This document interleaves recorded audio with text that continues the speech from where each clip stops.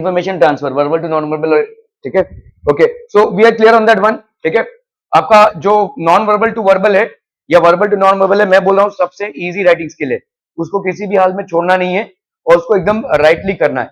इन्होंने जैसे कल मेरे से शेयर किया था कि मेरे को एक जगह पे कम मार्क्स क्यों मिले हैं, हालांकि टीचर को वहां पे बता देना चाहिए था, लेकिन इनका जैसे एक थोड़ा सा ग्रामर में मिस्टेक था, तो इन्होंने जैसे ए आर रहमान का एक कुछ तो पैसेज था जिसमें इन्होंने ही वॉज लिखा था, ठीक है, he was a music composer ऐसा कुछ था, तो ही इज होना चाहिए था बिकॉज ही स्टिल अलाइव, ठीक है। तो ऐसे ऐसे छोटे मोटे मिस्टेक्स आपके हो सकते हैं जब आप किसी फ्लो चार्ट में पूरे पैराग्राफ को कन्वर्ट कर रहे हैं या किसी ट्री डायग्राम में उसको कन्वर्ट कर रहे हैं या किसी क्या कहते हैं अपन ग्राफ में उसको कन्वर्ट कर रहे हैं, ये सारा इंफॉर्मेशन जो है वो ग्रामेटिकली करेक्ट होना चाहिए, ठीक है। Okay, so let's come to the creative writing. ये थोड़ा सा डिफिकल्ट पार्ट है, लेकिन इसमें कोई चॉइस नहीं है आपको, ये आपको अटेम्प्ट करना ही पड़ेगा। एक्सपेंशन ऑफ आइडिया, ये एक ऐसा टॉपिक है जो आप बचपन से करते आ रहे हैं अलग अलग स्टैंडर्ड्स में, ठीक है। यहाँ पे एक थीम दिया रहेगा, उसको आपको एक्सपैंड करना है, आपके खुद के आइडियाज लगाने हैं।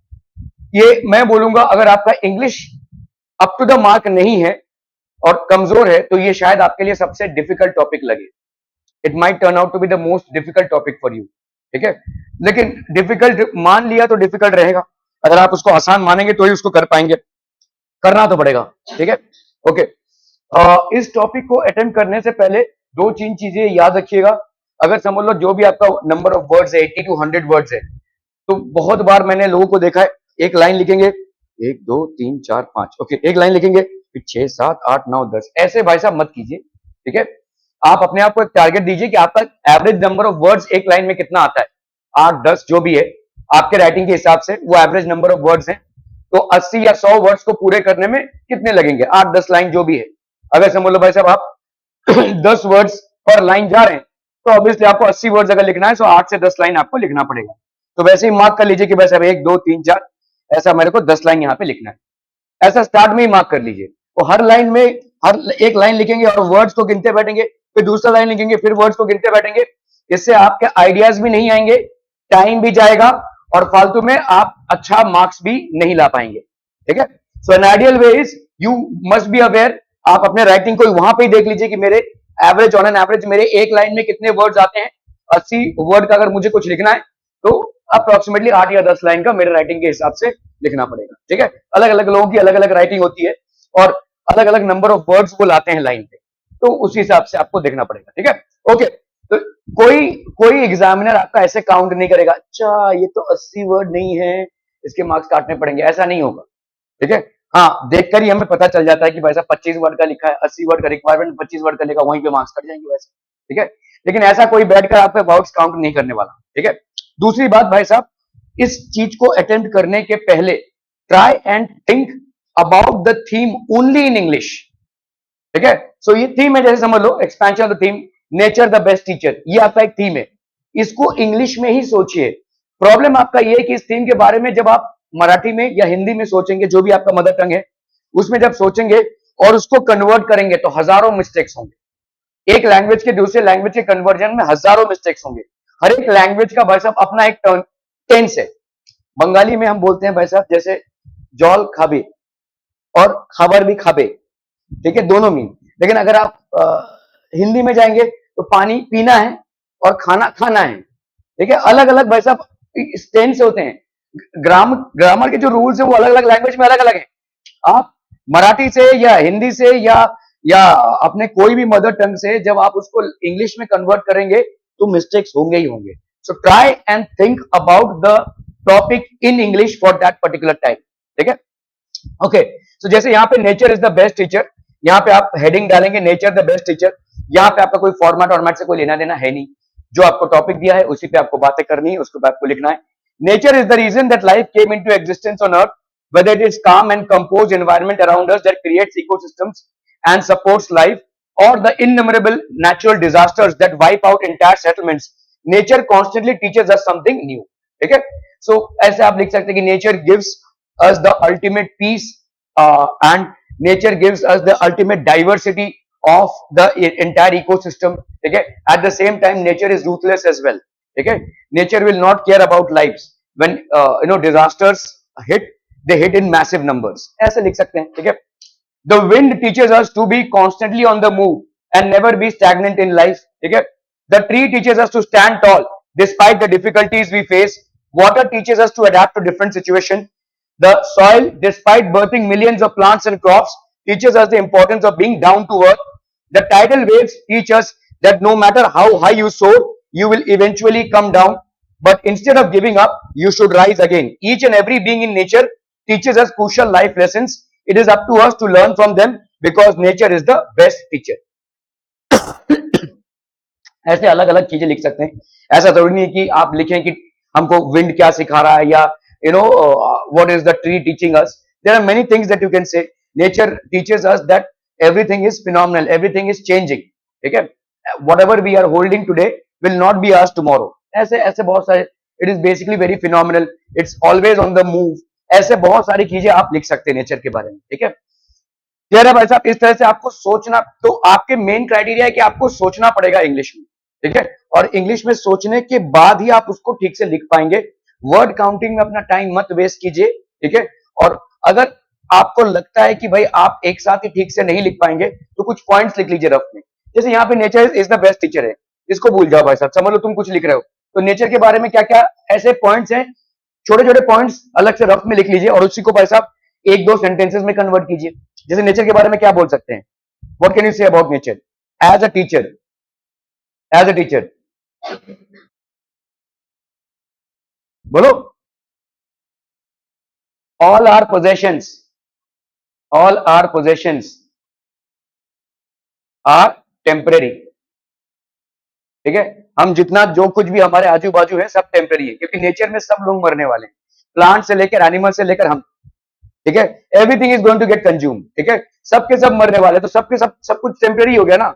हम जो भी अपना घर बचा रहे हैं, जो भी अपना भाई साहब दुनिया बना रहे हैं, उस दिन एक दिन आएगा जब हम इसके पार्ट नहीं होंगे, ठीक है. So all our possessions are temporary, ठीक है. Nature teaches us that all our possessions are temporary. जितना भी हम पोजेस करते हैं, घर बार फैमिली जो भी हम बना रहे हैं यहाँ पे, वो टेम्पररी ही है, ठीक है.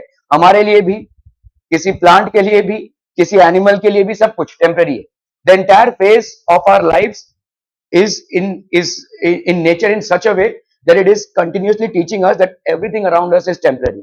ऐसे आप एक बार एक पॉइंट बना लीजिए. और क्या नेचर और क्या टीच कर रहा है भाई साहब, और what else can nature teach you? All your possessions are temporary, so there is nothing that we need to cling and fight about, ठीक है.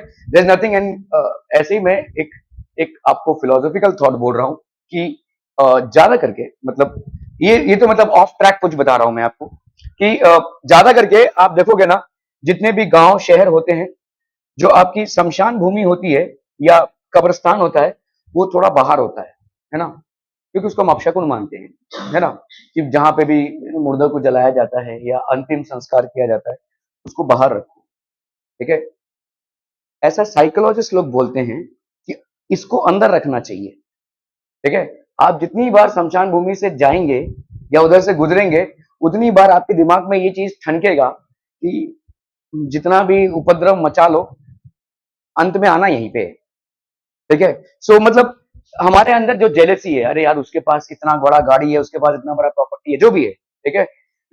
all hatred and all fights are because of this jealousy. जितना भी आपका तांडव है, तो भाई अगर यहाँ पे ही आना है, वो चाहे तुम आओ चाहे हम आए, सब तो यहाँ पे आना है. ये एक क्राइम को कंट्रोल करने का बहुत बड़ा प्रोसेस होगा. आप पुलिस स्टेशन स्टैब्लिश कर रहे हैं, कोर्ट्स बना रहे हैं, ये सब शहरों के बीचों बीच है, फिर भी क्राइम हो रहा है. और क्राइम का मेन रीजन क्या होता है, जेलसी, है ना. उसके पास वो है, मेरे पास वो नहीं है. ज्यादा करके जो कोल्ड ब्लडेड मर्डर्स होते हैं, जो कोल्ड ब्लडेड क्राइम्स होते हैं, उनका मेन रीजन है जेलसी, ठीक है. तो आप अगर, जैसे पुलिस स्टेशन को कंट्रोल क्यों रहता है भाई साहब, या कोर्ट रूम्स क्यों होते हैं, to control the crime. This could be an effective method of controlling crimes. अगर आप शमशान भूमि को बीचों बीच रखेंगे, जितनी बार भी लोग वहां से गुजरेंगे, उनके अंदर एक फीलिंग तो आएगी, भाई यही लास्ट है, कुछ भी कर लो, कोई भी तांडव कर लो, यही लास्ट है, यहाँ पे आना है. तो एक साइकोलॉजिकल प्ले है ये, ठीक है. This basically impacts your psyche that everything is temporary. खैर, ये तो यहाँ पे अगर हम नेचर की बात करें तो ऑल पोजेशंस आर टेम्पररी, इस बारे में आप लिख सकते हैं 2-3 लाइन. और क्या लिख सकते हैं, बोलो, व्हाट एल्स कैन बी से. Yeah.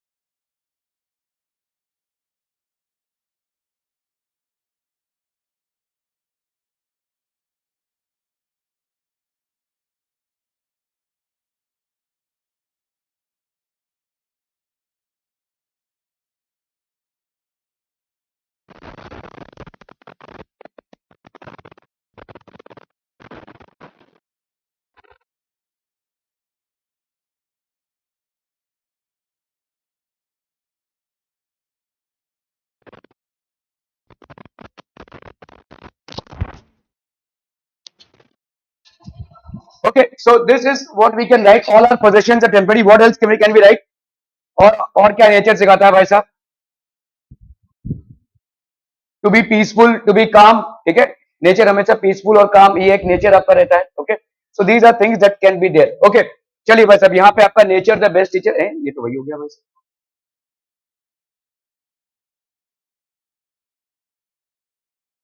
ओके, अ bad workman blames his tools. नाच ना जाने अंगनवा टेढ़ा. ठीक है, ऐसा है. ठीक है, तो दिस इज बेसिकली मेरा काम ठीक से नहीं हुआ क्योंकि मेरे को सामग्री अच्छी नहीं मिली. इसका मतलब क्या है, जो भी मेरा जो एनवायरमेंट है उसके वजह से मैं अच्छा नहीं बन पाया. इस तरीके का दोषारोप जो लोग करते हैं उसके बारे में ये आपको एक्सपैंड करना है. ठीक है, so a bad workman blames his tools. ये ब्लेम गेम उस पे लगा रहा है, ना कि अपने स्किल सेट पे. ठीक है, मतलब अगर मैं अपने आप को इंप्रूव करता तो चीजें अच्छी होती. This famous proverb less emphasis on the importance of accountability. मतलब तुम जिम्मेदारी लो ना. ठीक है, तुम अगर अपने परिवेश पे या पर्यावरण पे या अपने इकोसिस्टम पे हमेशा ब्लेम गेम करते रहोगे तो कभी भी लाइफ में तरक्की नहीं हो सकती. ठीक है, so you have to take accountability. Accountability या रिस्पॉन्सिबिलिटी. ठीक है, a person who wants to avoid accountability और responsibility will always say this proverb. ठीक है, ठीक है, that he will always put the blame on his tools. ठीक है, जो आपने सामग्री यूज की थी उस पर आप ब्लेम डालोगे. ठीक है, a person who avoids responsibility, a person who avoids accountability will always blame his tools for whatever work he is doing. Okay, rather than taking the responsibility by himself. A workman who is bad at his work. Bad at his work मतलब क्या है भाई साहब? क्यों कोई खराब होगा अपने काम पे? क्यों कोई खराब होगा? उसका स्किल सेट नहीं है ना? मतलब उसने एनफ प्रैक्टिस नहीं किया है. ठीक है, दूसरा क्या है भाई साहब? उसका फोकस नहीं है. ठीक है, इन ये सारी चीजें हैं जो खराबियां हैं. उसका स्किल सेट नहीं है, उसका फोकस नहीं है, उसका नॉलेज नहीं है, क्या काम करना है वही नॉलेज नहीं है उसको भाई साहब. ठीक है, so these are the reasons why he is not able to do his work properly. Not his tools. ठीक है, blames his tools and not himself. ठीक है, blaming his tools is the workman's way of not owing up to his mistakes. अपने mistakes की responsibility लेना. ठीक है, okay, अगर मैं बोलूं कि भाई साहब मेरा एग्जाम खराब हो गया क्योंकि मेरा पेन बेकार था, तो लोग चप्पल ही मारेंगे ना भाई साहब, भाग गए ऐसे बोल देंगे. क्योंकि क्या, तो 2 पेन लेके जाओ, 4 पेन लेकर जाओ भाई साहब. ठीक है, okay, for not taking responsibility for a job done poorly. या मैं अगर बोलूं कि पीछे मतलब रात को मेरे पापा ने मेरे को डांट दिया इसलिए मेरा एग्जाम ही बेकार हो गया, ये सब बेकार की बातें हैं, है ना. So this is how things should be own. The workman does not take ownership for a job done purely because he would lose his credibility. ठीक है, क्रेडिबिलिटी मतलब ये लोग वो होते हैं जो रिस्पॉन्सिबिलिटी नहीं लेना चाहते किसी खराब काम का. मेरे से गलत काम हो गया या मेरे से काम जो था वो ठीक से नहीं हो पाया. ठीक है, and I am not taking the accountability और responsibility for it because I don't want to lose my credibility.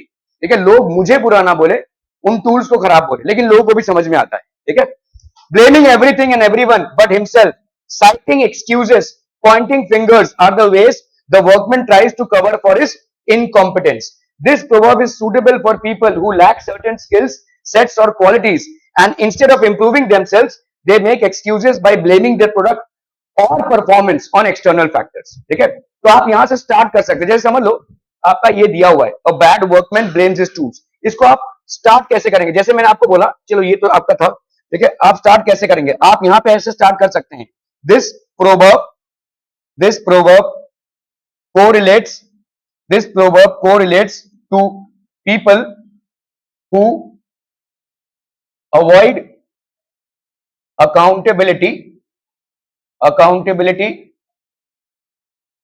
of their own for the jobs assigned to them ठीक है. This probability correlates to people who avoid accountability of their own for the jobs assigned to them and blame others for the poor results. ठीक है, for the poor results ऐसा लिख सकते हैं. ठीक है, तो दिस प्रोवर्ब आप ऐसे स्टार्ट कर सकते हैं. ठीक है, अगर समझ लो आपको कोई प्रोवर्ब दिया हुआ है तो उस प्रोवर्ब का मीनिंग क्या है ऐसे स्टार्ट कर सकते हैं. ठीक है, यू कैन स्टार्ट इट. ठीक है, this proverb explains or this proverb correlates to people who avoid accountability and responsibility of their own of the jobs that are assigned to them and blame others for their poor results. ऐसा कर सकते हैं. ठीक है, और क्या बोल सकते हैं भाई साहब. ठीक है, so a bad workman instead of improving their own skills, knowledge,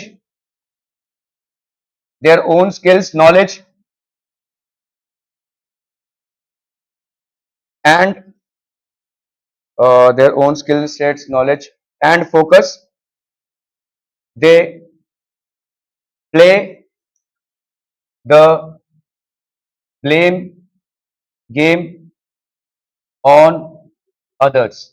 ठीक है, they think that by doing this they can. ये क्यों करते हैं लोग, दूसरी चीजों पे ब्लेम क्यों डालते हैं, ताकि हम सही बने रहें, है ना. तो इसको अपन बोलते हैं क्रेडिबिलिटी. ठीक है, by doing this they can preserve there credibility, but sooner or later the world would know about this. ठीक है, क्लियर है. इन शॉर्ट हम बोल सकते हैं यहां पे भाई साहब, in short these people are fake in their attempts. ठीक है, समझ में आ रहा है भाई साहब. in short these people are fake in their attempts. Instead they should be working on their skill sets, focus or on the knowledge required for the job. ठीक है, क्लियर है. इस तरह से आप भाई साहब सिंपल सेंटेंसेस में सोचकर इसको कंक्लूड कर सकते हैं. ठीक है, okay. Be the change you want to see. ठीक है, तो यहां पे हम ऐसे नहीं, ये प्रोवर्ब नहीं है, ये कोई प्रोवर्ब नहीं है. प्रोवर्ब मतलब मुहावरा. ठीक है, ये कोई प्रोवर्ब नहीं है. Be the change you want to see, तो यहाँ पे हम बहुत सारी चीजें लिख सकते हैं. We all want to see changes in our lives drastically, changes in terms of lifestyle, changes in terms of name और फेम. हर एक को भाई साहब पैसा चाहिए, हर एक को भाई साहब फेम चाहिए, फेमस होना चाहता है हर कोई. ठीक है, so these are certain changes that we all want to see. We all want to see ourselves successful in our endeavors. ठीक है, so यहाँ पे आपको क्या लिखना है, we must first change ourselves in order to change the thoughts of our society. We all preach various slogans. ठीक है, save the girl child, green India, ban plastic, save the environment and so on. But only a few of us contribute towards these causes. ठीक है, बहुत कम लोग हैं जो इस पे contribute करते हैं. ठीक है, it is true that changing the thoughts of a society is a Herculean task. ठीक है, हरक्यूलियन टास्क मतलब क्या होता है, पूरे सोसाइटी को चेंज करने का जो जिम्मा होता है वो बहुत ज्यादा मतलब हरक्यूलियन टास्क मतलब बहुत मेहनत कश काम है. इससे अच्छा है आप अपने आप को पहले चेंज करें. ठीक है, however if one person is successful in doing so then he can bring about a revolution. Mahatma Gandhi himself molded the views of society towards justice and non-violence, but to do so he first changed himself, proving that a good leader can change the entire nation. Similarly we need to change ourselves and mend our ways. Mend our ways मतलब हमारे अंदर changes आने चाहिए, हम अपने तौर तरीकों को चेंज करेंगे तभी जाकर दुनिया चेंज होगी। Let us throw our wrappers in dustbins, ठीक है, simple. Turn off our taps while brushing, ये छोटी छोटी चीजें हैं, ठीक है। रैपर्स इन डस्टबिन्स, मैं रोज रोज आता हूं, जब भी ये खोलता हूं शॉप, तब सामने सब भाई साहब चॉकलेट, आप लोग भी यही करते होंगे भाई साहब, खाया चुप से फेंक दिया। This is a very very, मैं आपको बोलूंगा कैथलिक्स में ना, चर्चों में ये सिखाया जाता है, एक्चुअली सिखाया जाता है, और शायद हमारे मंदिरों में भी इसको सिखाया जाना जरूरी है। हम भाई साहब इतने भगवान भगवान की पता नहीं क्या क्या बातें करते हैं, या सिंपल तौर तरीका तो सीख लो। तुम जो कर रहे हो उसके लिए दूसरों को असुविधा हो रही है, इस चीज का अगर आपको एहसास नहीं है तो क्या ही मंदिर और मस्जिद जाना भाई साहब, तो क्या ही तुम तकलीफ दे रहे हो यार लोगों को, तुम क्या ही भगवान का और क्या ही खुदा के बारे में क्या ही कर लोगे, मुझे नहीं मालूम। But these are simple things that should be taught. आप अगर मतलब एक चॉकलेट रैपर, आपकी इतनी रिस्पॉन्सिबिलिटी आपके अंदर नहीं आती है कि उसको खाने के बाद डस्टबिन में फेंकना चाहिए, then somewhere you have missed the entire point, ठीक है। Your entire schedule of going to these places is going in vain. तो इसीलिए ये बहुत जरूरी है, ठीक है। आप फॉरेन कंट्रीज में जाओगे, इसको बहुत अच्छे से वो लोग पालन करते हैं। छोटे से बच्चे को भी ये आइडिया होता है कि भाई साहब अगर चॉकलेट खाया है तो रैपर को डस्टबिन में ही फेंकना है, ठीक है। You will see them because from right from childhood they are giving this. हमको ये एहसास ही नहीं है, गंदगी फैलाने का कोई ट्रेनिंग हमारे अंदर नहीं होता है, हमारे समाज में होता ही नहीं है, और ये बहुत बड़ी विडंबना है। हमको कहां थूकना है, कहां हगना है, कहां फेंकना है, चीजों को ये नहीं मालूम है। और इसीलिए एक, अगर हमारे देश का प्रधानमंत्री, वो चाहे जैसे भी हो, लेकिन अगर वो हमसे ये रिक्वेस्ट कर रहे हैं कि यार स्वच्छता बनाए रखें, तो ये हमारा फेलियर है। देश का प्रधानमंत्री भाई साहब बड़ी बड़ी बातें करेगा, रोड्स बनाने की बातें करेगा, इंडस्ट्रीज की बातें करेगा, अगर वो भाई साहब स्वच्छता बनाने की बात कर रहे हैं तो इसका मतलब हम फेल हो रहे हैं एक छोटे से चीज को मेंटेन करने में, स्वच्छ वातावरण अपने आजू बाजू रखने में। It's a slap on our faces, it's a tight rap on our faces. हम नहीं जानते हैं इस चीज को, इसीलिए कोई हाथ जोड़कर हमसे निवेदन कर रहा है कि भाई इधर मत हगो, है ना, यही है ना, शॉर्ट में तो यही है। तो this is a failure for the entire system, this is a failure for the entire country, ठीक है। आपको मालूम नहीं है, आप अगर फॉरेन कंट्रीज में जाएंगे तो वहां पे टर्म यूज होता है डर्टी एशियंस, और ज्यादा यूज होता है भाई साहब dirty Indians. This is what they use. ये हमारा क्रेडिबिलिटी है, we are so dirty. Okay, खैर, यहाँ पे dustbin, turn off your taps while brushing and so on. Let's work for the Swachh Bharat Abhiyan and other social movements, spread awareness and be the change that we want to see, ठीक है। तो इस तरह से आपको भाई साहब मोटिवेट करके इस चीज को लिखना है। सो दिस इज, तो क्या आपको एक्सपेंशन ऑफ आइडिया समझ में आ रहा है बच्चा party? Anything that you want to know about expansion of idea? पहली बात, मेरे हिसाब से इंग्लिश में सोचिए उस टॉपिक के बारे में। अगर आपको लगता है कि एक बार में ही मैं पैराग्राफ ठीक से नहीं लिख पाऊंगा, छोटे छोटे पॉइंट्स रफ साइड में लिखिए फटाफट से, हर एक पॉइंट पे दो दो सेंटेंस बनाइए, खत्म हो जाएगा मामला। 8 लाइन काफी है, 8 से 10 लाइन। वर्ड्स को गिनते मत बैठिए, अरे अच्छा दूसरे लाइन में, बेकार का टाइम वेस्ट है वो, ठीक है। कंक्लूसिव रखिए, कोई एग्जांपल्स देने की जरूरत नहीं है यहाँ पे, ठीक है। You can just be sticking around the point. Anything that you want to know about expansion of idea, मेरे हिसाब से भाई साहब expansion of idea is something that you have been doing as a writing skill for a very long time. मुझे जहां तक याद है आपका 6 या 7 से ये चालू हो जाता है, expansion of idea, letter writing, ये चला ही आ रहा है, ठीक है। अभी तक तो आपको इसमें माहिरत हासिल करने ली चाहिए थी, लेकिन नहीं हो पाया है। तो आज और लगभग 1 तारीख के बीच में जितने भी आप एक्सपेंशन ऑफ आइडियाज पढ़ सकते हैं प्लीज पढ़ लीजिए, ठीक है। वर्बल टू नॉन वर्बल ना भी पढ़ेंगे तो भी चलेगा, क्योंकि वो आपके स्किल सेट पे डिपेंड करता है, उसमें मतलब आप फटाफट कर सकते हैं। लेकिन एक्सपेंशन ऑफ आइडिया या letter writing are things that please please do study, ठीक है। आपका गाइड हो या जो भी हो, वहां से स्टडी कीजिए इसको। ओके, जैसे यहाँ पे अभी हम बात करेंगे किसकी, न्यूज रिपोर्ट की। न्यूज रिपोर्ट मतलब क्या होगा भाई साहब? पहली बात, न्यूज रिपोर्ट में सारा सब कुछ जो भी आप लिखेंगे वो किस में होगा? पास्ट टेंस में होगा। बीती हुई घटना है ये, ठीक है। It has to be in past tense, ठीक है।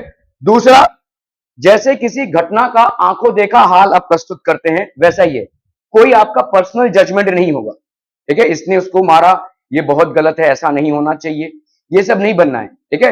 You just have to report, एक घटना घटी है, आप उसके चश्मदीद गवाह हैं, ठीक है, या आपने उसको देखा है होते हुए, बस आप उसको वैसे ही लिख रहे हैं, you are just writing it down, ठीक है। So it has to be like that. आपके पर्सनल ओपिनियंस नहीं एक्सप्रेस करेंगे आप। पर्सनल ओपिनियंस मतलब ये बुरा है, ये नहीं होना चाहिए, गवर्नमेंट को ऐसा करना चाहिए, गवर्नमेंट को वैसा करना चाहिए, ये सब आप नहीं एक्सप्रेस करेंगे। News report is as it is, और as it is description of an incident that has happened, and every word and every sentence that you are going to write in the news report has to be in the past tense. ये भाई साहब past tense में ही होगा, ठीक है, clear है? Okay, prepare a news report based on the following headline: 14 child laborers were rescued from a firework factory। 2019 में ये क्वेश्चन आया था, तो भाई साहब इसमें सीधा सीधा वही डाल देंगे आप, 14 child laborers were rescued from a firework factory. यहां पे आप अपना नाम डालेंगे, ठीक है, स्टूडेंट, स्टाफ रिपोर्टर या स्टाफ रिपोर्टर सुषमा पाटिल, जो भी है, ठीक है। ओके, आपको भाई साहब यहां पे बहुत जरूरी है कि आप प्लेस का नाम डालेंगे। So this is basically name of the place. Place Navi Mumbai डालो, कामोटे डालो, ठीक है। 11 दिसंबर 2019, ये भी बहुत जरूरी है, ठीक है। आपका डेट जो होगा वैसे जैसे लेटर में डालते हैं आप वैसे डालेंगे, ठीक है। Place and date, place and date, date आपका वर्ड फॉर्मेट में होगा और ऐसा प्लेस, ठीक है। शिवकाशी एक्चुअली आपका जितने भी आपके फायर क्रैकर्स मैन्युफैक्चरिंग होते हैं, आप देखोगे वहां पे शिवकाशी लिखा रहता है, बैंगलोर में है ये, ठीक है। खैर, इसका नाम अगर आप नहीं खराब करना चाहते हैं तो कोई और नाम दे दीजिए, ठीक है। लेकिन ज्यादा करके आपके ये जो क्रैकर्स बनाने के शॉप्स होते हैं या क्रैकर्स बनाने के, इनके लिए बहुत बड़ा लाइसेंस लगता है और इतना बड़ा लाइसेंस कोई अफोर्ड नहीं कर पाता है, तो ये सब छोटे मोटे जगहों पे बच्चों से ये काम करवाया जाता है जनरली, ठीक है। क्योंकि आपको बारूद से बम बनाने के लिए बहुत बड़ा लाइसेंस लगता है, बहुत बड़ा, इसके लिए मोटा पैसा खिलाना पड़ता है, ठीक है। बहुत बड़ी सरकारी कार्रवाई है ये, ठीक है। तो ज्यादा करके लोग बारूद का इंतजाम तो कर लेते हैं लेकिन लाइसेंस प्रोक्योर नहीं कर पाते हैं, तो इसीलिए छोटे मोटे किसी झोपड़पट्टी में ये सब काम चलता रहेगा, ठीक है। बम बनाने का मतलब जो भी आपके बम होते हैं। Okay, 14 innocent children in the age group, तो आप भाई साहब जब चिल्ड्रन की बात कर रहे हैं तो obviously there has to be an age group. In the age group of 9 to 13 years were found being exploited by an owner of fireworks। Exploited मतलब शोषण, ठीक है, मतलब उनसे बहुत ज्यादा काम करवाया जा रहा था और मतलब गिनती का पगार दिया जा रहा था उनको, ऐसा बोल सकते हैं आप। Fireworks factory in Sivakasi, Tamil Nadu, they were illegally being made to work in highly hazardous conditions. Highly hazardous conditions क्यों? क्योंकि बारूद जो होता है वो बहुत हजार्डस होता है, ठीक है। आप दिवाली में जब क्रैकर्स वगैरह फोड़ के आते होंगे तो आपके घर वाले बोलते हैं भाई साहब हाथ ठीक से धो लो, ठीक है, क्योंकि आपके हाथ में बारूद होता है, वो जो सैंड जैसा चीज आपको दिखता है वो बारूद होता है। अगर वो अंदर गया तो बहुत मतलब वो फॉस्फोरस है basically, it can actually cause burns inside your skin as well, ठीक है। So they were illegally being made to work in highly hazardous conditions, तो बहुत हजार्डस कंडीशंस में इनको काम कराया जाता है in exchange for food and shelter, ठीक है। तो hazardous conditions, these kids 8 boys and 6 girls, अभी आप भाई साहब मतलब विवरण करेंगे, हाँ देखो भाई साहब नींद आ रही है इसको, ठीक है। तो भाई साहब इतने लोगों में इतने बॉयज थे, इतने गर्ल्स थे, ठीक है, इनका एज क्या था, they were being made to work in hazardous conditions, what were they given in return, they were just being given food and shelter, ठीक है। इस तरह से आप कहानी एक कर रहे हैं और सिर्फ डिटेल्स दीजिएगा, सिर्फ और सिर्फ डिटेल्स, कितने बच्चे थे, उनकी उम्र कितनी थी, ठीक है, और कब पकड़े गए ये, ठीक है, कैसे पकड़े गए, कैसे काम करवाया जा रहा था इनसे, ये सब, ठीक है, कोई पर्सनल ओपिनियन नहीं। Were victims of human trafficking, human trafficking, अब ये बच्चे आए कहां से? ह्यूमन ट्रैफिकिंग से, ठीक है। भारत एक ऐसा देश है जहां पे हर साल 1 से 3 लाख बच्चे गायब होते हैं, 1 से 3 लाख बच्चे, ठीक है। खैर, ह्यूमन ट्रैफिकिंग, इन बच्चों को भाई साहब कहां भेज दिया जाता है? Nobody knows. So human trafficking and were bought in from other states to avoid detection, अलग अलग स्टेट से इनको लाया गया था। They belong to poor families whose parents had earlier sold them as bonded labourers, इनको भाई साहब बेच दिया गया था, ठीक है। These facts came to light after a police raid on the factory premises in the wee hours of 10th of December। अब देखो भाई साहब आप क्या बोल रहे हैं, पुलिस ने रेड मारी थी 10 दिसंबर को अर्ली आवर्स में, तब जाकर ये पकड़े गए थे। तो this is how you will basically relate. The proprietor of the firm was arrested along with 2 human traffickers who were present inside the factory। तो जो मालिक था along with 2 human traffickers they were arrested। The inspector who led the raid commented the firework factory had been run। हाँ, ये बहुत जरूरी है। कोई एक ऐसा इंसान होगा किसी भी घटना पे जो एक प्रेस कॉन्फ्रेंस में एक प्रेस स्टेटमेंट देता है, ठीक है। जो भी कार्रवाई हुई, समझ लो कोई एक्सीडेंट हुआ है, कोई ऐसा पुलिस रेड हुआ है, तो कोई एक, जैसे आप देखते हो ना, वो न्यूज रिपोर्टर लोग जाते हैं उनके पास और वो बोलते हैं, तो कोई एक प्रवक्ता रहेगा इस पूरी घटना का, ठीक है। हमेशा आप उसी से रिपोर्ट को क्लोज करेंगे, ठीक है। The inspector who led the raid commented this firework factory had been on our radar. हम बहुत दिनों से इसके बारे में सोच रहे थे, for quite some time, for the past 2 weeks we were collecting evidence against the proprietor. हम एविडेंस कलेक्ट कर रहे थे, and the human traffickers with enough evidence to arrest them, we successfully conducted the raid yesterday। तो आप हमेशा, कोई district magistrate हो सकता है, पुलिस ऑफिसर हो सकता है, या जो अथॉरिटीज में कोई है वो भी हो सकता है, एसडीएम हो सकता है, ठीक है। तो ये ऐसे बहुत सारे लोग हो सकते हैं जो हायर अथॉरिटी में ऐसा स्टेटमेंट एक घटना के ऊपर रिलीज करें and close the report on the basis of this. इस पूरे रिपोर्ट में आप कहीं भी अपना पर्सनल ओपिनियन नहीं एक्सपेक्ट कर रहे हैं। ह्यूमन ट्रैफिकिंग नहीं होनी चाहिए, या ह्यूमन ट्रैफिकिंग जो लोग करते हैं उनको अरेस्ट करना चाहिए, गवर्नमेंट को स्ट्रिक्ट कार्रवाई करनी चाहिए, ये सब आप कुछ नहीं बोल रहे। Never express your personal opinions in a news report. हर कुछ पास्ट टेंस में होगा और डेटा से भर दो। इतने लोग पकड़े गए, ठीक है, प्रोप्राइटर को अरेस्ट किया, ह्यूमन ट्रैफिकर 3-4 जो वो भी पकड़े गए, ठीक है। ये बच्चे कहीं और से लाए गए थे, ये बच्चों को हम वो लोग क्या दे रहे थे, सिर्फ फूड और शेल्टर दे रहे थे, और उनको बड़े हजारस कंडीशन में काम करवाया जा रहा था। सिर्फ आंखों देखा हाल विवरण, ठीक है। You are not going to express anything as your personal opinion. कैसे आए ये बच्चे, नहीं आने चाहिए थे, इनका भाई साहब ह्यूमन ट्रैफिकिंग हुआ है, गवर्नमेंट क्या कर रही थी, ये सब आपका मामला नहीं है, ठीक है। Just report the case as it is, ठीक है। Try to conclude it with a statement, which a public statement which was issued by an authority. अभी वो पुलिस ऑफिसर हो सकता है, या क्राइम सीन पे जो हुआ, जो लोगों ने देखा वैसा हो सकता है, एनीबडी, ठीक है। क्लियर है भाई साहब? Just think about yourself as if you are a news reporter collecting evidence on an incident that has happened in the past। ठीक है? Are we clear? Anything that could be a confusion here? Anything that comes across as a question here? कोई भी doubt? Okay। तो यहां पे जैसे कभी कभी न्यूज रिपोर्ट ऐसा भी होता है, इनकरेजिंग न्यूज रिपोर्ट, जैसे यहां पे आपका है, स्वीपर्स डॉटर और सन स्कोर्स 96% इन क्लास 12। ठीक है, स्वीपर्स डॉटर और son scores 96% in class 12। Sweeper's daughter scores 96% in class 12। आप भाई साहब यहां पे क्या लिखेंगे, Kanika Manik student staff reporter, ठीक है, Mumbai 20th of June 2020। In the city of dreams, yet another dream came true this morning। The dream of Naresh, a sweeper of the Lakeside High School and Junior College, and his daughter Meenakshi। ठीक है, the same stage and halls Naresh once cleaned were decorated to facilitate his daughter, who has scored 96% in her class 12th exams। As Meenakshi stepped onto the stage, the entire school applauded her। applauded her मतलब भाई साहब cheer up किया उनको। astounding feat, एक impossible चीज उन्होंने achieve की थी। Her teachers were all in praise of her commitment, dedication and hard work।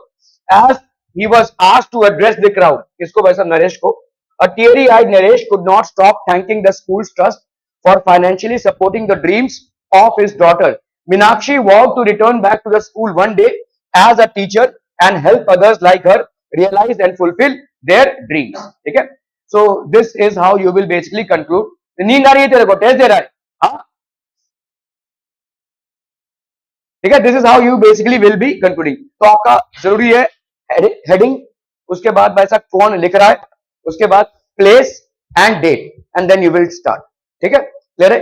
जैसा जैसा है वैसे ही आप इसको एक्सप्रेस करेंगे, सारी चीजें आपकी पास्ट टेंस में होंगी, कोई पर्सनल ओपिनियन आपको एक्सप्रेस नहीं करना है। क्लियर है भाई साहब? ओके। जो भी हादसा या जो भी इवेंट को आप रिपोर्ट कर रहे हैं, चाहे वो कोई एनकरेजिंग इवेंट हो, चाहे कोई डिस्करेजिंग इवेंट हो, ठीक है, उसको जैसा है वैसे ही एक्सप्रेस करना है। You need not back it up with your personal opinions. Personal opinions are of no concern out here. ठीक है, okay. Any questions people on news reporting? Okay, एक और न्यूज रिपोर्ट देख लेते हैं। Prepare a news report based on the following. Government encourages classrooms to go digital. ठीक है, digital मतलब इस तरीके का डिजिटल बोर्ड, ठीक है, ताकि आप ज्यादा एक्सप्रेसिव हो पाए, ऐसा ब्लैक बोर्ड से डिजिटल बोर्ड में कन्वर्ट होना। ठीक है, okay. By a staff reporter, Mumbai again 20th of March 2022। The Maharashtra state government through its web portal, recently published a report on digital education. A thorough reading of the report makes it clear that the intention of the government was to encourage schools begin the use of digital technologies and devices in the classroom. So digital technologies और devices in the classroom को encourage करना. Some of the points cited in the report were, क्या क्या था उस report में?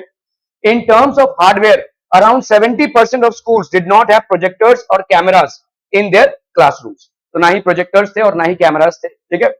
In terms of software, around 80% schools are not incorporate the use of apps and websites to enhance student learning and comprehension. ठीक है? In terms of teaching techniques, around 60% of teachers were not open to the idea of incorporating digital technologies. आप माने या ना माने, ठीक है, schools को ग्रांट्स मिलते हैं, ठीक है, मतलब डिजिटलाइज होने के लिए, बड़े बड़े डिजिटल बोर्ड्स लगाने के लिए, और स्कूल्स को ग्रांट्स अलग अलग चीजों से मिलते हैं. मेरे एक दोस्त का स्कूल है कोपर खेरने में, और उन्होंने भाई साहब सीएसआर मतलब होती है कॉर्पोरेट सोशल रिस्पॉन्सिबिलिटी. आप बड़े बड़े कॉर्पोरेट्स में अगर आप अपना स्कूल का वो प्रेजेंट करते हैं तो कोई भी कॉर्पोरेट भाई साहब आपको लोन देता है या आपको वो चीजें लाकर देता है जो आपको चाहिए. फैन से लेकर एसी से लेकर आपके ये ऐसे डिजिटल बोर्ड्स वगैरह स्कूल्स में होता है. ग्रांट्स मिलते हैं गवर्नमेंट से भी, ठीक है, बहुत सारे स्कूल्स को गवर्नमेंट से भी ग्रांट्स मिलते हैं. खैर, तो प्रॉब्लम ये है कि स्कूल्स में डिजिटल बोर्ड्स का होना कोई बड़ी बात नहीं है, ठीक है, डिजिटल बोर्ड्स स्कूल्स में, क्योंकि ग्रांट्स मिलते हैं लोगों से भाई साहब, और लोगों से दान वगैरह भी मिलता है. डिजिटल बोर्ड लगाना कोई बड़ी बात नहीं है. ऐसे भाई साहब कैमरास वगैरह लगाना या प्रोजेक्टर्स वगैरह लगाना जिससे स्टडी को इंटरेस्टिंग बनाया जाए, ये लगाना कोई बड़ी बात नहीं है. प्रॉब्लम सबसे बड़ा आता है टीचर्स से. आप इस चीज को बिलीव नहीं करेंगे, teachers are comfortable with black board, but अच्छे से अच्छे teacher they don't want to go in this mode. और ये क्यों ऐसा प्रॉब्लम है मुझे नहीं मालूम. ये प्रॉब्लम मैंने तब एहसास किया जब आपका कोरोना चल रहा था. कोरोना में लोग भाई साहब ऐसा कैमरा लगाकर ये राइटिंग कर रहे हैं. अरे भाई साहब इतना सारा चीज है, आप अगर माइक्रोसॉफ्ट नोट में जाते हैं ना तो आप आराम से उस चीज को लिख सकते हैं जो स्टूडेंट ठीक से देख सकता है. आप पेपर में लिख रहे हैं, पेपर उड़ रहा है भाई साहब, उसके ऊपर ऐसे अपना मोबाइल लगा के रखा हुआ है, कितना मतलब स्टूडेंट क्या ही देखेगा और क्या ही समझेगा. ठीक है, आप माइक्रोसॉफ्ट वन नोट में अगर आप जाएंगे, एक छोटा सा ऐप है, उसमें आप आराम से लिखेंगे ना जो भी, वो दिखेगा आपको, स्टूडेंट को आराम से दिखेगा. ठीक है, व्हाटएवर यू आर राइटिंग, उस बोर्ड में जो भी आप लिख रहे हैं. तो उसके लिए एक छोटा सा आईपैड टाइप का आता है. आईपैड नहीं है वो, इट्स बेसिकली एक वाकॉम का टैबलेट आता है जो 2-3 हजार में आ जाता है, और उससे आप आराम से चीजें कर सकते हैं. लेकिन people who are teachers, they are so used to teaching in the same methodology for 14 to 15 years, they are not very मैं अभी मैं नाम नहीं लेना चाहता. एमएनआर स्कूल में जो इंटरनेशनल स्कूल है वहां पे मैं विजिटिंग फैकल्टी हूँ, तो मेरे को कभी कभी बुलाते हैं किसी जब उनके पास टीचर्स नहीं होते हैं, जब उनके पास मतलब मैं कभी स्कूल में नहीं पढ़ाऊंगा ऐसा मैंने डिसाइड कर लिया है. तो वहां पे जब वो मेरे को बुलाते हैं पढ़ाने के लिए, तो वो बोर्ड चालू करते हैं, बच्चे लोग बोलते हैं मेरे को, सर आप पहले टीचर है जो बोर्ड में पढ़ा रहे हैं, वरना तो ब्लैक बोर्ड में ही पढ़ाते हैं हमको. तो मैं बोल रहा हूँ टीचर मतलब आपके एमएनआर वगैरह में फीस के साथ इंटरेक्टिव पैनल का फीस लिया जाता है, लेकिन टीचर्स ही नहीं पढ़ा रहे हैं. मैंने बोला ये सारे क्लासरूम में तुम्हारा डिजिटल बोर्ड है? हाँ है, लेकिन कोई नहीं पढ़ाता उसमें, इसमें पढ़ाते हैं इसमें. तो वैसे चल रहा है. ठीक है, सो आप देखोगे कभी कभी ना डिजिटलाइजेशन का सबसे बड़े दुश्मन टीचर्स ही होते हैं, सबसे बड़े दुश्मन, क्योंकि वो वैसे ही पढ़ाएंगे जैसे पढ़ाते आ रहे हैं. It's becoming very difficult. ठीक है, वो नया कुछ तौर तरीके अपनाना नहीं चाह रहे हैं. ठीक है, ये उनके लिए भी इजी पड़ेगा, ये वो नहीं समझ रहे. वो वैसे ही पढ़ाते आ रहे हैं, वैसे ही पढ़ाएंगे. ऐसा ऐसा देखा है मैंने. ठीक है, और अच्छे अच्छे स्कूलों में देखा है. उस जब मैं मेरा इंटरनेशनल में पढ़ाने जाता था तो उन लोग बोलते थे भाई आज तक हमको किसी ने नहीं पढ़ाया, ये सारे हमारे फिजिक्स लैब में, केमिस्ट्री, जो भी हमारे लेक्चर होते हैं सब ब्लैक बोर्ड पे होते हैं. That is how it is. Considering that in certain cases such as COVID-19 pandemic, digital classrooms would be enormously beneficial. और इस चीज को अगर मैं कंपेयर करूं, आप इस चीज को विश्वास नहीं करेंगे, मैं जिस ऑफिस में काम करता था उसमें करीबन 550 एम्प्लॉइज थे, अभी भी हैं, और मैं कोविड के पहले की बात कर रहा हूं. सब मतलब कंप्यूटर्स से काम होता था. 550 एम्प्लॉइज थे, और मैंने ऑफिस छोड़ा था 2018 में. आज चल रहा है 2025, बीच में कोविड आया, और आज तक वो ऑफिस खुला ही नहीं है और आज तक 550 एम्प्लॉइज काम कर रहे हैं घर बैठे, वर्क फ्रॉम होम। ऑफिस क्यों खोलेंगे भाई साहब? ऑफिस वालों ने देख लिया इतने लोगों को काम पे लाना, ऑफिस में इतने सारे कंप्यूटर्स रखना, ऑफिस का इतना भाड़ा भाड़ा देना, ठीक है, क्योंकि रहेजा वगैरह में बहुत बहुत कॉस्टली है, बहुत कॉस्टली, करोड़ों का भाड़ा जाता है। इनको घर में लैपटॉप दे दो भाई साहब, काम करवाओ इनसे, वर्क फ्रॉम होम चल रहा है उनका। उनको दिख गया भाई साहब, कोविड 19 आया, लोगों ने बड़े बड़े ऑफिसेस बंद कर दिए। आज की तारीख में बहुत सारे बड़े बड़े ऑफिसेस डिजिटलाइज हो गए। घर बैठे लोग काम कर रहे हैं वैसा, चाय पीते हुए फैमिली के साथ आराम से। वैसा छुट्टियां भी नहीं चाहिए हमको, क्यों चाहिए? क्यों भाई साहब हम झमेला पालें ट्रैवलिंग का?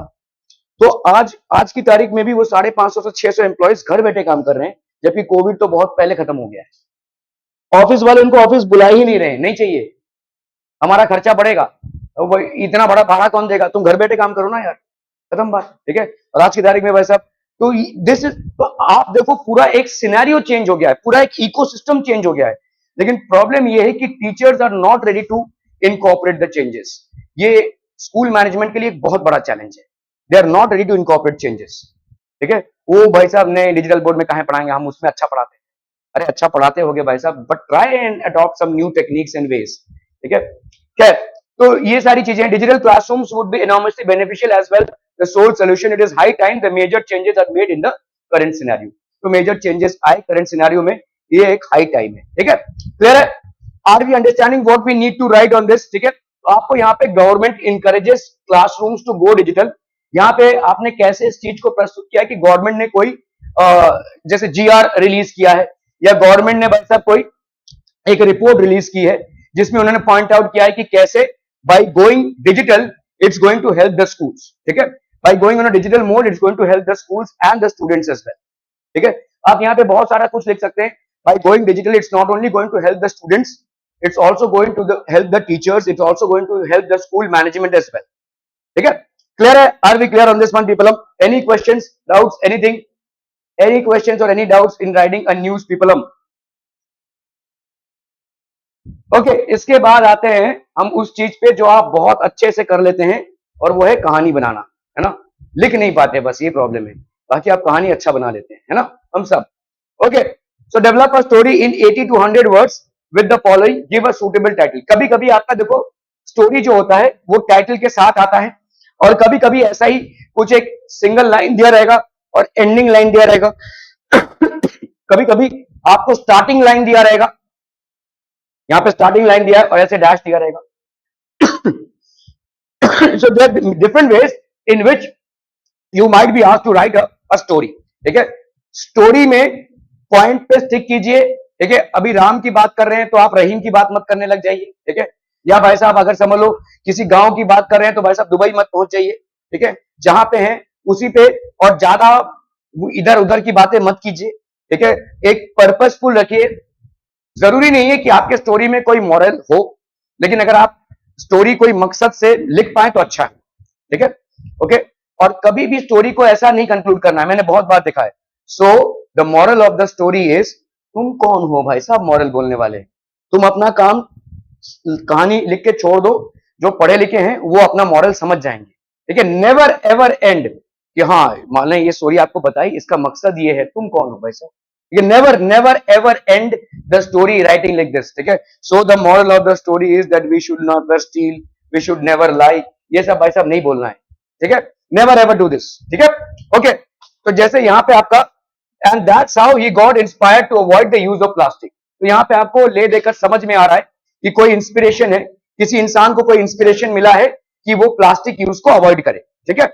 Okay, the life threatening plastic, आपने भाई साहब हेडिंग डाल दी।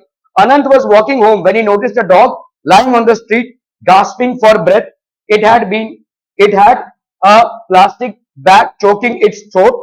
There were some leftover food strewn down the place, around the place where the dog lay, almost lifeless. वो खाने गया और प्लास्टिक उसके गले में अटक चुका था।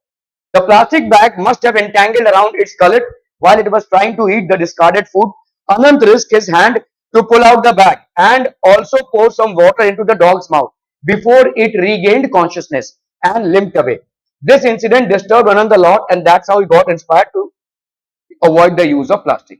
आप भाई साहब ऐसा लिख सकते हैं कि Anand was roaming around the sea beach when he saw a fish gasping for breath. Okay, the fish was choked up by the usage of plastic on its throat. He actually pulled it out.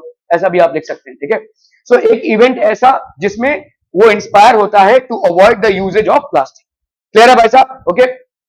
So that's how the life threatening plastic. इस तरह से आप story लिखेंगे. तो story में आपको भाई साहब घटना लिखनी है. कभी भी आप जैसे यहाँ पे आप ये नहीं लिखते बनेंगे, so the moral of the story is that we should avoid the unnecessary usages of plastic. No, it's not something for you to write. ठीक है, ये सब भाई साहब आपका काम नहीं है. Never ever write the moral of the story. ठीक है, क्लियर है भाई साहब? Are we clear on this one? Any question that you have? Story के बहुत सारे फॉर्मेट्स हो सकते हैं. ऐसा स्टोरी आपको प्लेन एक टॉपिक दे दिया, उस पर स्टोरी, या तो एक ऐसा डैश दे दिया और कंक्लूडिंग लाइन दे दिया, या तो स्टार्टिंग लाइन दे दिया और ऐसा डैश दे दिया. ऐसे तमाम चीजें हो सकती हैं, लेकिन आपको हिंट टॉपिक का मिल जाए. ठीक है, you will get a hint of the topic. Are we clear on this one people? Creative होना है, यस, बट आपका ओवर क्रिएटिव की भी जरूरत नहीं है कि भाई ये गया, ये प्लास्टिक के बारे में लिखते लिखते पता नहीं तुम एटॉमिक बॉम्ब के बारे में लिखने लगे. Don't go out of the topic. ठीक है, प्लास्टिक के बारे में लिखना है. एक छोटा सा कोई इंसिडेंट सोच लो. आप बहुत सारी रील्स तो देखते ही होंगे जहां पे किसी मछली के मुंह से प्लास्टिक निकाला जा रहा है, किसी कुत्ते के मुंह से प्लास्टिक निकाला जा रहा है, किसी गाय के मुंह से प्लास्टिक निकाला जा रहा है. ऐसे बहुत सारे इंसिडेंट है. जरूरी नहीं किसी कुत्ते को ही आप पकड़े. ठीक है, ऐसे बहुत सारे एनिमल्स को आप को रिलेट कर सकते हैं for the hazardous use of plastic. ठीक है, क्लियर है भाई साहब? Are we clear? लेकिन आपको एक घटना बतानी है यहाँ पे. जैसे यहाँ पे, and that's how he got inspired. So इस बंदे को इंस्पिरेशन मिला to avoid the usages of plastic. How did he get it the inspiration? एक घटना बतानी है और उसी घटना पे आपको स्टोरी की रचना करनी है. ठीक है, again the story will be in past tense. Story will be in past tense. Are we clear on this one? एक मिनट.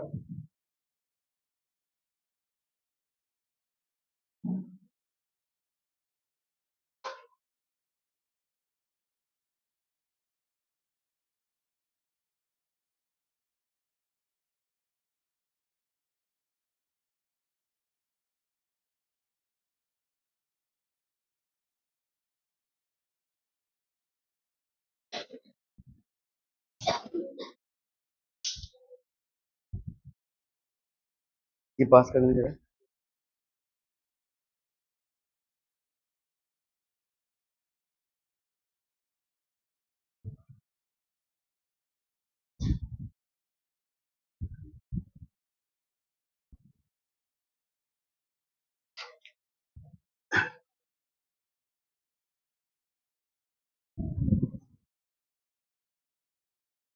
ओके, सो जैसे यहां पे देखो एक स्टोरी है. He boarded the train happily and he search his pocket for the tickets and found. ठीक है, give a suitable type. तो यहाँ पे उसने टिकट्स ढूंढने की कोशिश की और ऑब्वियसली उसको टिकट्स नहीं मिले होंगे. ऐसे ही आपका स्टोरी चालू होगा. ठीक है, सो यहाँ पे आपने जैसे सोच लिया, he boarded the train happily and he search for his tickets and found. तो मदर्स, तो यहाँ पे स्टार्टिंग लाइन दी हुई है. ठीक है, जैसे इसके पहले वाले में कंक्लूडिंग लाइन दिया हुआ था, यहाँ पे स्टार्टिंग लाइन दिया हुआ है. सो मदर्स लव इज प्राइसलेस. तो ही बोर्डेड द ट्रेन, वही स्टार्टिंग लाइन होगी आपकी. Happily and he search his pocket for the tickets and found an envelope from his mother. Rajesh was worried as he could not find his tickets in his trouser pockets. All he had was an envelope with his name on it. Rajesh opened the envelope to find a handwritten note. He grew angry with his mother for misplacing his tickets. Helpless, he began reading the note.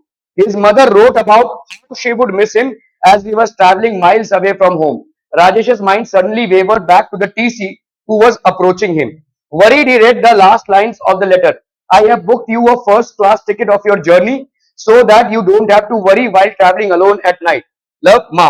As Rajesh hastily looked back into the envelope, he found the ticket for the AC coach, which he happily showed the TC. In the blink of an eye, Rajesh realized that there is nothing more precious than a mother's love. ठीक है, तो इस तरह से इन्होंने पूरे story को conclude किया है. हाँ, सो ही जाओ ना भाई साहब. ठीक है, सो दिस, तो यहाँ पे आप इसको, ये तो खैर एक सीरियस नोट पे स्टोरी हो गया. आप इसको अगर मजाकिया बनाना चाहते हैं, अरे उसने भाई साहब टिकट्स नहीं मिले उसको, टीसी ने बोला कि भाई साहब 10 बार उठक बैठक कर फिर हम जाने देंगे, ऐसा कुछ बना सकते हैं आप. ठीक है, सो यू कैन बेसिकली, फिर उसने टिकट नहीं मिला, फिर अचानक से उसको बैग के एक कोने में मिल गया. Till that time he was very stressed out, ठीक है। इस तरह से बहुत सारी चीजें आप लिख सकते हैं, ठीक है। इट्स नॉट दैट कि आपको एकदम मदर्स लव इज प्राइसलेस ऐसा कुछ बड़ा लिखना हो, ठीक है। He boarded the train happily and he searched his pockets for the tickets and found that the tickets were missing. He was very scared and the TC was approaching him. He went to the bathroom in order to avoid him. But how long could he stay back? Again he came out and then he started searching and finally he found it and then he went after the TT to let him know that the ticket was there with him. तो इस तरह से आप एक story लिख सकते हैं, ठीक है। जरूरी नहीं है कि बहुत बड़ा सीरियस कोई कंसर्न हो या मॉरल हो उसमें, ठीक है। एक सिंपल सा स्टोरी भी आप लिख सकते हैं, ठीक है। Okay, the unexpected delight narrate an experience. Okay, अभी ये वाला क्या होता है भाई साहब, एक experience. What is this writing skill? Narrating an experience, कोई एक एक्सपीरियंस। आपने पिज्जा खाया, क्या एक्सपीरियंस आया आपको? आप किसी स्पोर्ट्स एक्टिविटी में आपने पार्टिसिपेट किया, what was the experience that you gain, ठीक है। आप कोई भी चीज में आपका एक्सपीरियंस क्या रहा हो, ठीक है। Okay, narrate an experience in about 80 to 100 words beginning with the following words. क्या क्या वर्ड्स है भाई साहब आपके? It was Sunday and I was enjoying the latest movie in the theater with my parents, ठीक है। तो यहाँ पे आपको एक एक्सपीरियंस बताना है। It was a Sunday and you were enjoying the latest movie in the theater with my parents। अभी आगे कुछ भी हो सकता है, ठीक है। तो it was Sunday and I was enjoying the latest movie in the theater with my parents when the air conditioner in the theater stopped working. After a while, some people in the audience stood up and started yelling.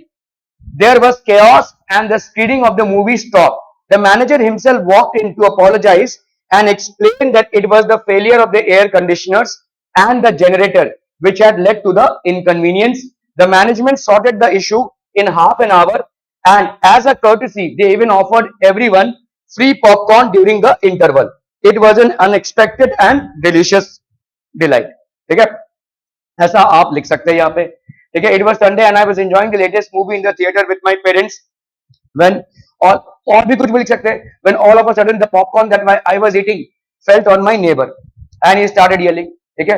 ऐसा हो सकता है। या the coffee that I was carrying actually got spill over, ठीक है, and fell on somebody else and that person started yelling. We had a great fight.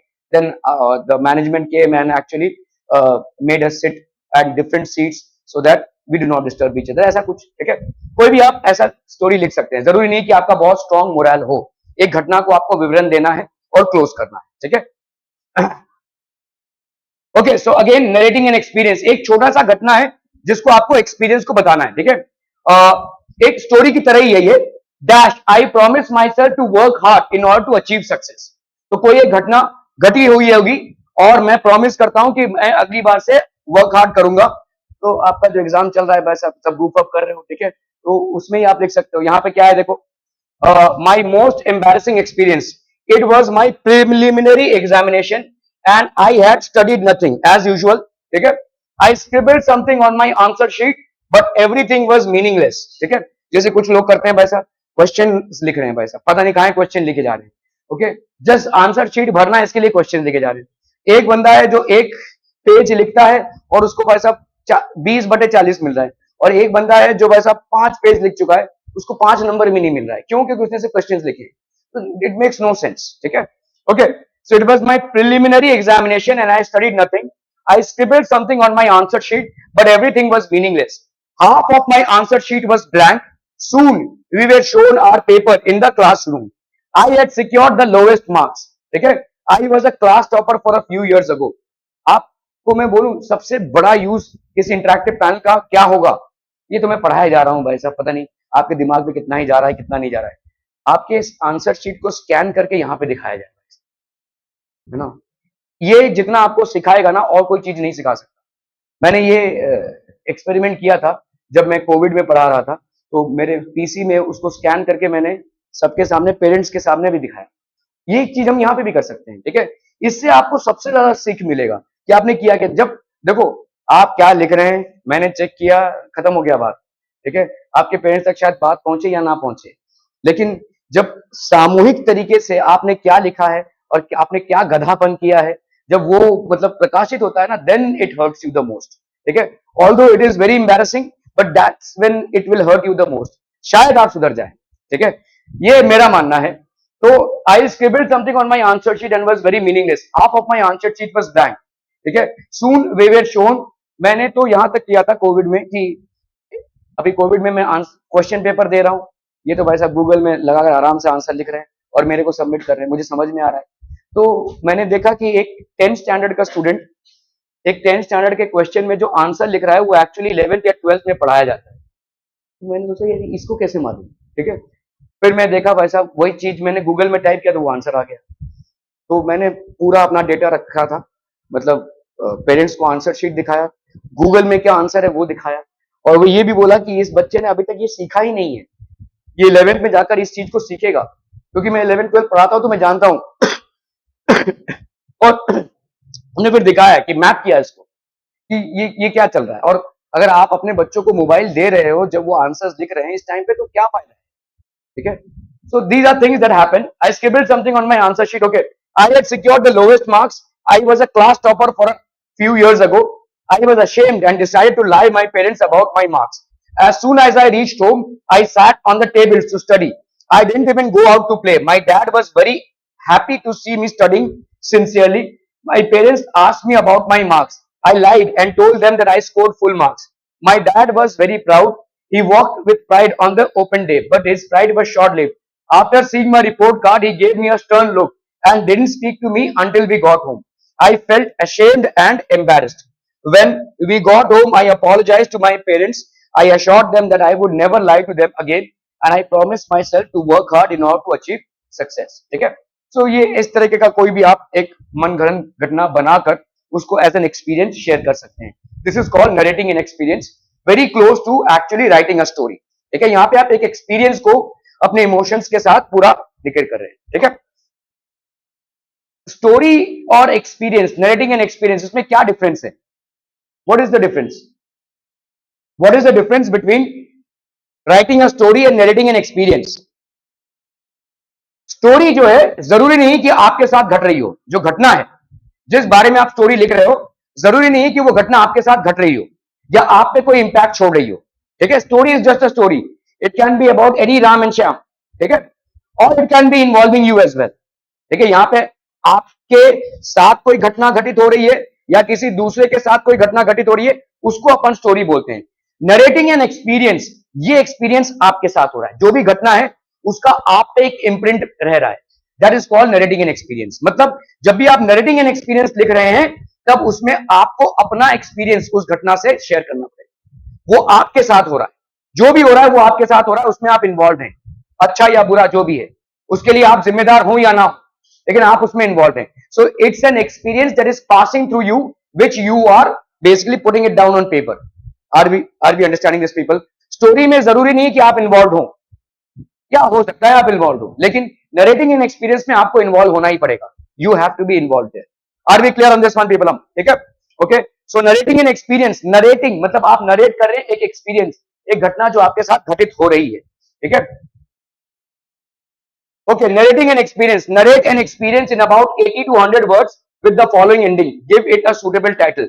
Story की तरह ये देखो, and hence I decided never to leave my home without a mask। ठीक है, it was a busy Monday morning and yet again I had left my home without a mask, annoyed at the fact that I would have to stop to buy one, which would inevitably make me late for work. I trudged towards the medical store. After having bought the mask, I was getting ready to leave the store when I noticed that the shopkeeper was being excessively rude to a beggar. Initially, I thought that the beggar was asking for money, but I soon realized that he was trying to buy a mask. Upon inquiry, I was told that the beggar had bought a mask for his 10-year-old and was falling short of rupees 5 to buy a mask for himself. I promptly paid the rupees 5 and bought the mask for the beggar, but it was his reaction that startled me. He thanked me and said that just the previous night he had lost his wife to the virus. The fear in his eyes for himself, but more for his child, communicated to me that his words ever did. I realized that the man before me was aware that catching the virus meant certain death and he would never be able to afford treatment at a hospital. But before parting ways with him, I gave him some more money and hence I decided never to leave my home without a mask। इतना serious story भी नहीं लिखना है, देखिए अगर आप लिख सकते हैं तो अच्छी बात है, but living my home without a mask, इस पे आप एक नॉर्मल सा स्टोरी भी लिख सकते हैं। आप बताएं विदाउट मास्क लीव किए और आपके आप जिस ट्रेन में सफर कर रहे थे या जिस बस में आप जा रहे थे या जिस ऑफिस में आप गए, आपके बाजू वाला खांसे जा रहा था, छींके जा रहा था, तो आपको भी भाई साहब सर्दी खांसी हो गई, ठीक है। सिंपल एक ऐसा चीज लिख सकते हैं, सर्दी खांसी हो गई तो आप 8-10 दिन भाई साहब बीमार रहे, आप ऑफिस नहीं जा पाए, ऐसे तमाम चीजें आप लिख सकते हैं, ठीक है। Not on such a serious note, आपको बेगर वेगर के बारे में पता नहीं क्या क्या, okay. And hence I decided never to leave my home without a mask. अगर मैं 6-7 दिन बीमार हो भी जाता हूँ, दवाई का खर्चा भाई साहब, फिर काम पे ना जाने का एक टेंशन, रोज भाई साहब बॉस को ईमेल करो कि मैं आज भी ठीक बीमार हूँ, ये इन सब चीजों को मैं अवॉइड कर सकता था अगर मैंने मास्क पहना होता तो, वाइल ट्रैवलिंग और ड्यूरिंग द ऑफिस आवर्स, ठीक है। क्लियर है? Are we clear on this one people? Okay okay okay. Anything that you think would be of utmost importance or needs revision from my end on this one? Writing skills में हो गया तुम्हारा? और anything that needs attention people, जल्दी जल्दी जल्दी बोलिए फटाफट। और कोई राइटिंग स्किल जिसमें कंफ्यूजन है?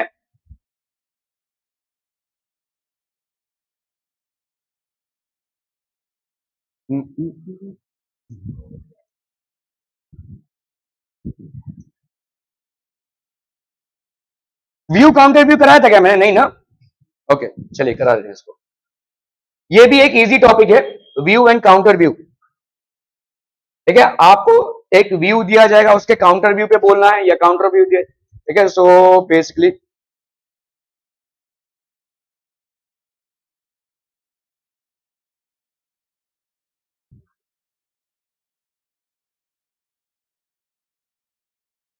ओके, तो देख लेते हैं इसको भाई साहब, व्यू काउंटर व्यू। जैसे यहाँ पे है आपका 2020 का क्वेश्चन है, life of a bird is better than that of a human being, prepare a paragraph of counter views on the given topic. तो आपको भाई साहब एक काउंटर व्यूज पे आपको एक टॉपिक लिखना है, prepare a view on the counter views of the given topic, okay okay. So जैसे counter views on life of a bird is better than that of a human being, how many time, तो यहाँ पे देखो prepare a paragraph of counter views, मतलब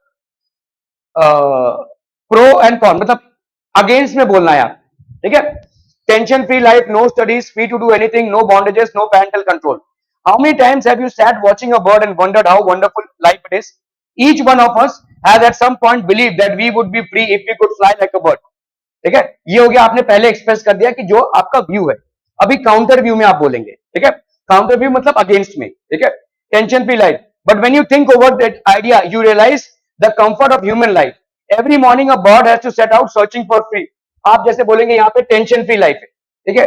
we think that the birds actually lead a tension free life, but it is not that way. Every morning they have to search for food, they have to maybe search for shelter if it is a rainy season, okay, they have to go through all these problems, okay. But in rain, snow or storm, a bird is worried about feeding itself as well as its babies, okay. अभी let's say हम studies की बात करें, we think that they do not have to study, they do not have to basically do any labor for studying, okay. But human beings are intelligent and created a civilized society. We enjoy many comforts and come a long way living a nomadic life in the jungles. However, birds have to face many predators on their own. क्योंकि हमने studies किया है, क्योंकि हमने studies किया है तो हमने अपने घर बना लिए हैं, घर बना लिए तो हम सेफ हैं, ठीक है। But birds have to face the predators, जो आपके मतलब अगर कोई तोता है तो उसको भाई साहब कोई चील या खाएगा, ठीक है। They have to face predators, they live in constant fear for their lives. If they get injured, they don't have medical facilities like we do and have to bear the pain all their own. And if a bird is unable to fly, it lives a painful life. A flying bird may be a symbol of freedom, but a bird's life is far from being of worries. अगर आप देखोगे ये जो points दिए गए हैं इनका usage नहीं किया है, लेकिन एब्सोल्युटली ओके है, ठीक है। जब तक आप सही सही लिख रहे हैं, ये पॉइंट्स आपको हेल्प करने के लिए हैं। अगर आप इन पॉइंट्स को नहीं यूज करना चाहते हैं ना कीजिए, आपका लेकिन होना चाहिए सही सही, ठीक है। तो यहाँ पे आपका prepare a paragraph of counter views on the given topic, ठीक है। Life of a bird is better than that of a human being. तो आपको यहाँ पे ये लिखना है कि life of a human being is much better than a bird, ठीक है। ओके, जैसे यहाँ पे देखो व्यू काउंटर व्यू में टॉपिक आया हुआ है 2022 का, right your counter view in a paragraph on the topic shortcuts to success is a wrong choice, ठीक है। Use the following points followed by people with wrong principles, the result will not last long, quality of work will suffer, okay, limitations to creative thinking. Counter views on shortcuts to success is not a wrong choice. यहां पे बोला जा रहा है कि shortcut लीजिए, ये आपका रॉन्ग चॉइस नहीं है। आपको बोलना है कि शॉर्टकट लेना एक रॉन्ग चॉइस है, ठीक है। So Beverly Hills, who was known as America's Queen of Opera, was once quoted saying, "There are no shortcuts to any place worth going. Shortcuts entice those who are not willing to put in the work that is required to achieve their dreams." तो उन लोगों को attract करता है जो लोग ज्यादा मेहनत नहीं करना चाहते, ठीक है। They basically attract those who are not ready to put on the labor required to achieve their dreams, ठीक है। They are followed by those with wrong principles and those who are willing to sacrifice their morals the moment the tide turns against them, ठीक है।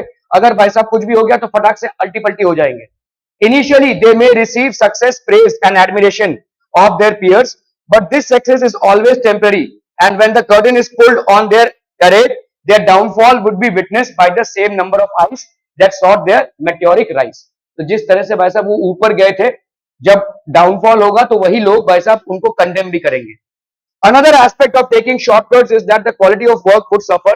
There is no way a task can be done in fewer steps or fewer days. ठीक है, जितना time लगना है किसी task पे वो लगेगा ही। आप कोई भी शॉर्टकट से उसके टाइम लिमिट को कम नहीं कर सकते, ठीक है। Finally, taking shortcuts severely limits creative thinking as the focus shifts from solving the problem to avoiding to deal with the problem. It is for these reasons that taking shortcuts to success is always the wrong choice. तो इन्हीं कारणों के लिए shortcut जो है तो हमेशा एक रॉन्ग चॉइस बनेगा, ठीक है। क्लियर है भाई साहब? Are we clear on this one people? Okay, any question some people? View counter view में आप इसको यूज कर सकते हैं, ठीक है। जैसे समझो अगर मैंने यहाँ पे तो इसको यूज नहीं किया है, ठीक है। Use the following points followed by people with wrong principles, ठीक है। तो shortcuts are generally followed by people who have wrong principles, who want to earn money or who want to rise to fame on a very short period of time. So those are the ones who basically follow shortcuts, ठीक है। इस तरह से आप लिख सकते हैं। और क्या भाई साहब? Quality of work will suffer whenever we are basically following shortcuts. Our main intention is to finish off the work in a short period of time rather than finishing it off with quality, ठीक है। तो quality takes a back seat whenever we are adopting shortcuts. The result will not last long, ठीक है। Whatever attempts we are making, whether to be successful in studies or earning money or earning fame in sports, whenever we are जैसे sports में कैसे shortcuts लेंगे हम? बहुत सारे लोग होते हैं जो स्टेरॉइड्स लेते हैं, ठीक है, दैट इज अ शॉर्टकट, ठीक है। That is basically shortcut. Academics में कैसे शॉर्टकट लेंगे? चीटिंग करके, ठीक है। So these are basically shortcuts. These are not going to last long. The results are not going to last long, and one day the person has to fall. Okay. Limitations to creative thinking. When we are focused only on adopting shortcuts to achieve success, it limits our creative thinking. Okay. We are doomed to fail. Clear है? Okay. Any तो आपके सारे almost writing skills cover हुए हैं. Any doubts on how to write on any of the topics? Practice कीजिए भाई साहब जितना हो सके। मैं बोल रहा हूं एक्सपेंशन ऑफ आइडिया और आपका लेटर राइटिंग ये बहुत जोरों से पढ़ लीजिए, कम से कम 20 तो पढ़ ही लीजिए, ठीक है। बाकी व्यू काउंटर व्यू आप संभाल सकते हैं, बहुत ज्यादा मतलब आउट ऑफ रीच नहीं है। आपका जो क्या कहते हैं कल जो अपन ने क्या किया था भाई साहब इंफॉर्मेशन ट्रांसफर, वो तो निहायत ही ईजी है। So these can be very well managed, ठीक है। Are we clear on this one people? Okay, thank you so much for your valuable time.